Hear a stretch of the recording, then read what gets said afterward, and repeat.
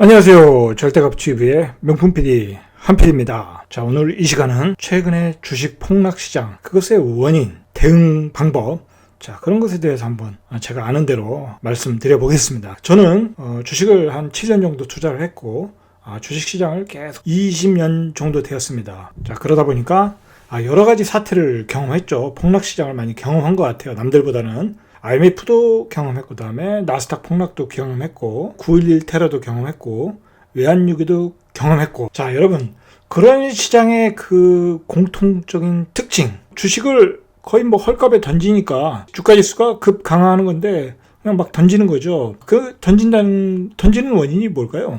그 던지는 원인은 바로 공포죠. 시장이 주는 공포.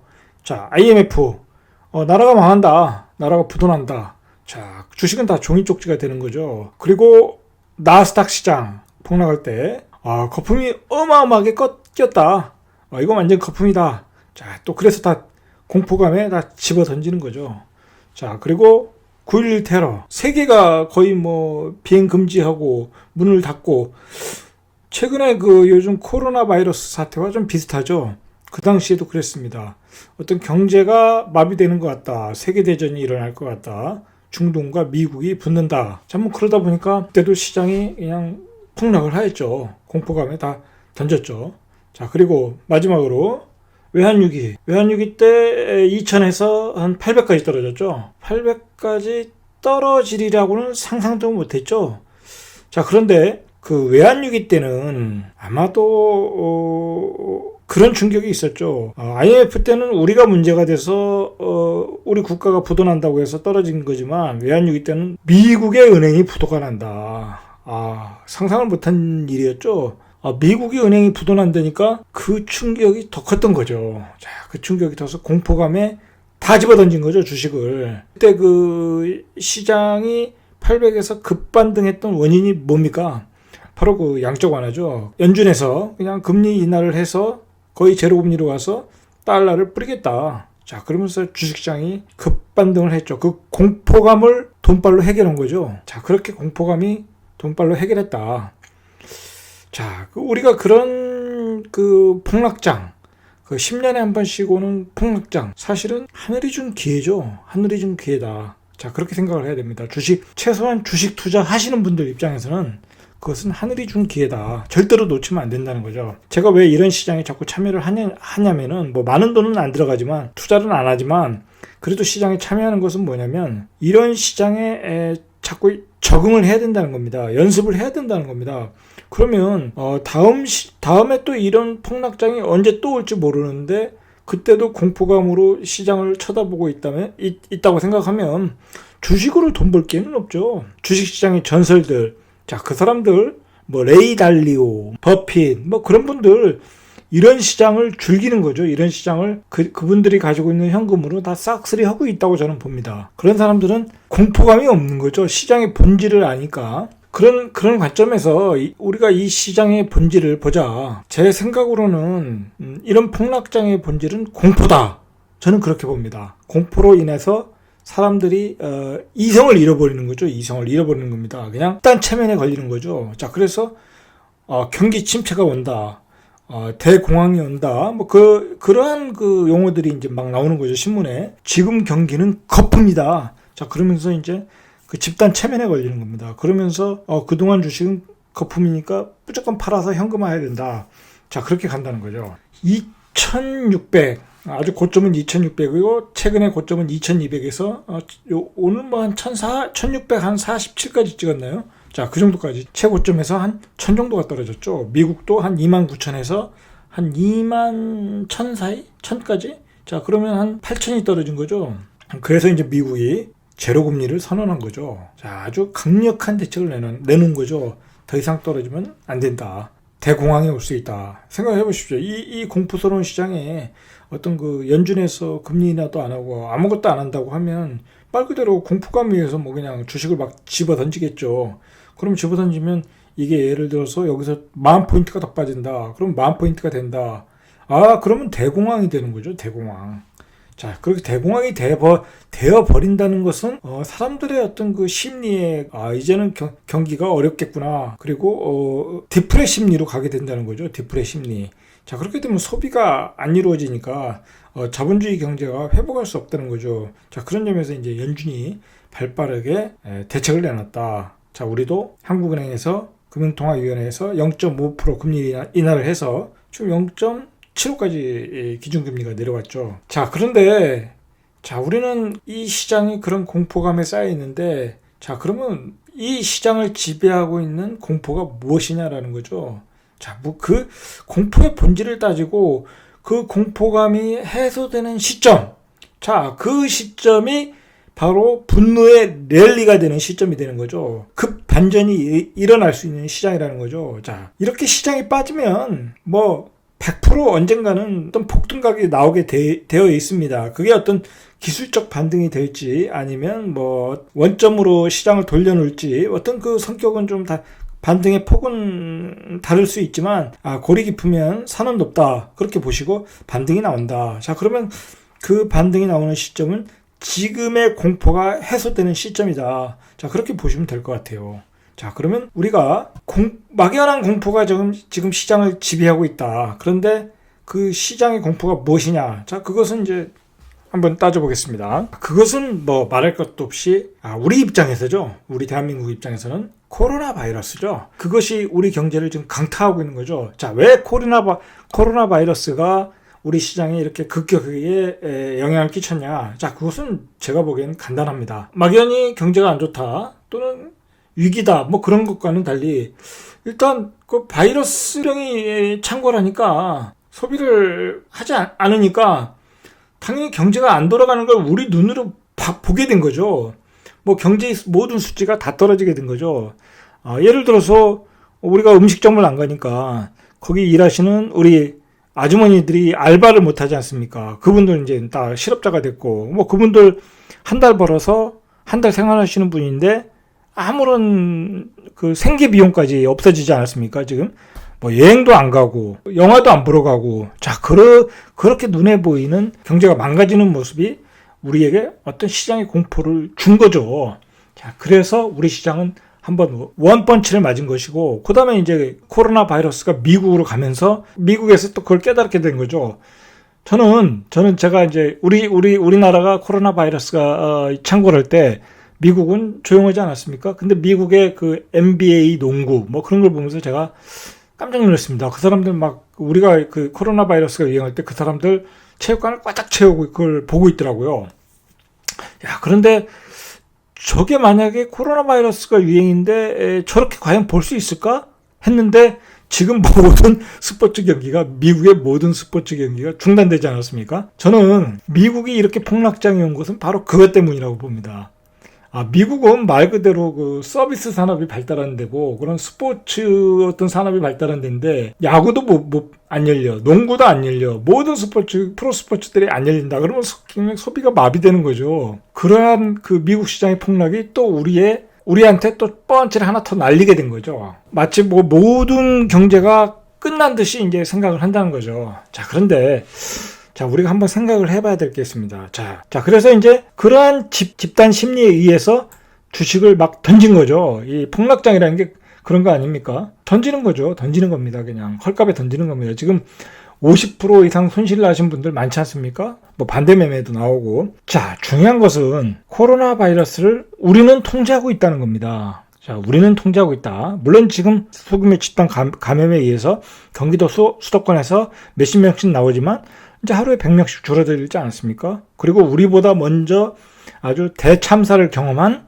중국 우한도 지금 통계로는 자기네 자국적으로 일어난 건 한 명이라고 하지 않습니까? 이제 중국이 잡았지 않았습니까? 그러면 중국이 그 코로나 바이러스로 잡은 기간이 있지 않습니까? 그럼 우리도 이제 아무리 앞으로 한 달 정도 내면 우리도 이제 중국처럼 잡힐 것이다. 자, 그러면 이제 그때 되면 이러한 공포 심리가 시장에 그렇게 봐야 된다는 겁니다. 그렇게. 지금 미국도 마찬가지입니다. 미국은 우리가 한 달 전에 경험했던 것을 지금 경험하고 있는 겁니다. 자, 그렇게 생각하자는 거죠. 자, 그래서 지금은 경제가 하나도 안 돌아가고 있어요. 지금 경제가 안 돌아가고 있습니다. 이 코로나 바이러스가 언제까지 갈지 모른다. 뭐 지금 심지어는 뭐 7월까지 간다. 그리고 올 겨울에 또 창궐할 것이다. 그런 말이 있지 않습니까? 그런 게 이제 다 지금은 긍정적인 것보단 공포가 더 우리의 뇌에 남게 되는 거죠. 그래서 세계적인 경제적인 마비 현상, 팬데믹 현상으로 지금은 확산되었다. 자, 그러니까 세계 경제가 지금 무너지고 있다. 자, 그래서 폭락을 하고 있다는 거죠. 중요한 것은 자, 이미 중국과 우리나라는 다 경험을 했다는 거죠. 우리나라는 경험을 하고 있고 중국은 마무리 단계고 코로나 바이러스 문제는 시기가 정해져 있다. 자, 정해져 있다라는 겁니다. 어느 시기에. 자, 중요한 거는 지금 주식이 폭락을 하고 있는데 자본이 많으신 분들은 이런 걸 다 계산을 하고 있겠죠. 또 기관 투자자 역시 이런 걸 다 계산을 하고 있겠죠. 그 똑똑한 사람들이 계산을 안 하고 있겠습니까? 그 시기를 정하고 이런 폭락했을 때 밸류에 비해서 싼 주식을 지금 걷어들이고 있다는 거죠. 그리고 앞으로 더 걷어들일 것이고, 자, 그런 관점으로 시장을 좀 보자 라는 거죠. 우리를 지금 제일 짓누르는 어떤 공포가 뭐냐면은 경기 침체 그리고 경제 위기 뭐 이런 표현들입니다. 부동산도 팔아야 되나 말아야 되나 먼저 그런 고민도 하게 되고, 주식을 사야 되나 말아야 되나 그런 고민을 하게 되겠죠. 자, 그것은 이제 평소에 그 부동산이든지 주식이든지 공부를 전문적으로 안 하신 분들은 그런 신문에서 떠도는 그런 위기, 침체 그런 말에 체면을 걸릴 수 있는 거죠. 자, 그런데 우리가 이 단어에 대한 어떤 본질을 좀 확인하셔야 돼요. 자, 그래야 우리가 그 체면에서 좀 풀릴 수 있다라는 것이죠. 자, 우리가 경기 침체다 하면 제가 뭐 경제학자도 아니고 경제 전문가도 아니지만 간단하게 단순하게 생각하시면 됩니다. 경기 침체라는 것이 한순간에 나타날 수 있을까요? 우리가 소비를 하던 것을 예를 들어 한 달에 500만 원 소비하던 것을 한 달에 급격하게 300만 원, 200만 원으로 줄일 수 있을까요? 자, 그렇지는 않겠죠. 서서히 줄여가겠죠. 서서히. 자, 경기 침체라는 것은 서서히 줄여가는 겁니다. 그러니까 경기 침체라는 현상은 서서히 나타나는 거지 급격하게 나타나지 않는다는 겁니다. 최소한 1년, 2년 오래 걸린다는 거죠. 자, 그러면 주식시장이 1년, 2년 그 경기 침체에 맞게 계속 급격하게 빠질까요? 그렇지는 않겠죠. 자, 그렇지는 않다는 겁니다. 단기간에 급격하게 폭락을 하면 그 시장 자체는 유동성 시장이 되는 거죠. 유동성 시장. 예를 들어서 부동산도 마찬가지입니다. 단기간에 강남의 아파트가 한 30억 하던 게 15억이 되면 경기 침체라고 사러 안 들어올까요? 들어오겠죠. 분명히 들어오겠죠. 그때는 어떤 그 투자성 머니, 유동성 머니가 들어오는 거죠. 금매의 성격을 가졌기 때문에 들어오는 거죠. 저는 주식도 마찬가지라고 봅니다. 바로 주식이 지금 한 25%, 35%, 30% 빠졌다. 예를 들어 또 50% 빠졌다. 그러면 그때는 시장은 유동성 장세가 되는 거지. 그 실적 장세가 되는 게 아니죠. 경기 침체는 내년에 더 두고 보자는 거죠. 내년에 우리가 내년 1년, 2년 뒤에 알 수 있는 얘기고 지금은 그런 것을 논하고 신경 쓸 필요가 없다는 거죠. 자, 그런 경기 침체가 올 것이다. 그래서 미국의 금리와 대한민국의 금리를 그렇게 떨어뜨려 놓은 거 아닙니까? 소비를 해라. 저금리로 돈을 빌려줄 테니까. 자, 그리고 경제 위기. 자, 경제 위기라는 것도 폭락장의 공포심의 본질이죠. 아무도 소비를 안 한다. 자, 그러니까 경제 위기가 온다. 자, 그리고 유가가 $30 이하로 가서 미국의 은행들이 도산할 것이다. 그리고 기업들이 구조조정에 들어갈 것이다. 구조조정에 들어서 실업자들이 많이 나올 것이다. 자영업자들이 폐업을 할 것이다. 코로나 바이러스와 유가 하락에 의해서 이런 현상이 분명히 일어날 수는 있는데, 자, 문제는 뭐냐면 이러한 현상이 예를 들어서 한 1년이 지속된다. 자영업자는 제가 보기에는 이런 현상이 한 6개월 지속되면 폐업하는 분들이 엄청나게 많겠죠. 6개월 정도 되면. 저는 그렇게 봅니다. 자영업 하시는 분들은 어떤 체력이 약하니까, 자신의 체력이 약하니까. 그런데 기업이라는 것은 그렇지는 않죠. 그리고 또 요즘은 또 그러한 그 위기에 대해서 또 정부가 또 그 대응을 해주니까, 자, 그런 문제는 없다는 거죠. 자, 그리고 지금 본질은 은행이 도산하냐, 그래서 실업자들이 쏟아져 나오느냐, 라는 것이죠. 자, 지금은 당장은 안 그렇다는 거죠. 문제는. 자, 지금 주식값이 떨어지는 것은 그러한 공포심 때문에 떨어지는 것이지, 당장은 안 그렇다. 그렇지만 그게 예를 들어서 6개월, 1년이 가면 그럴 수는 있다. 자, 그런데 예를 들어서 6개월 동안에 이 주식이 계속 빠지겠느냐 이거죠. 폭락하겠냐 이거죠. 저는 안 그렇다는 거죠. 6개월이면 벌써 주식은 폭락했다. 분노의 랠리로 들어가서 급반등을 할 것이다. 자, 그런 시각으로 봐야 된다는 거죠. 은행이 도산하건 구조조정에서 실업자가 나오건 자영업자가 폐업을 하건 그것은 아직도 먼 얘기다. 그리고 이 코로나 바이러스가 계속 이런 상태로 가서 환자들이 막 경제활동을 못할 정도로 전염병이 창궐해야 되는데 지금 뭐 봐서는 그렇지는 않다는 거죠. 그리고 우리나라의 경우에는 통제 시스템이 좋지 않습니까? 그 통제 시스템. 자, 그래서 계속 확진자 수가 줄어들고 문제는 치사율이 높지 않다는 거죠. 벌써 그래서 젊은 친구들은 우리는 괜찮다. 기저 환자나 노인분들은 이제 병에 걸려서 코로나 바이러스 때문에 이제 돌아가시는 사망자가 되는 경우가 있지만 우리는 괜찮지 않냐. 그래서 이제 밤에 클럽도 가고 술도 마시고 자, 그런 그 경제 활동의 정상화 징후가 조금씩 보인다는 겁니다. 저 개인적인 생각으로는 4월 달이면 다 마무리될 가능성이 높다. 저는 그렇게 봅니다. 그래가지고 예를 들어서 아마 5월 달 되면은 날씨가 좋지 않습니까? 그때 되면 우리가 예를 들어서 그럴 때가 있었나?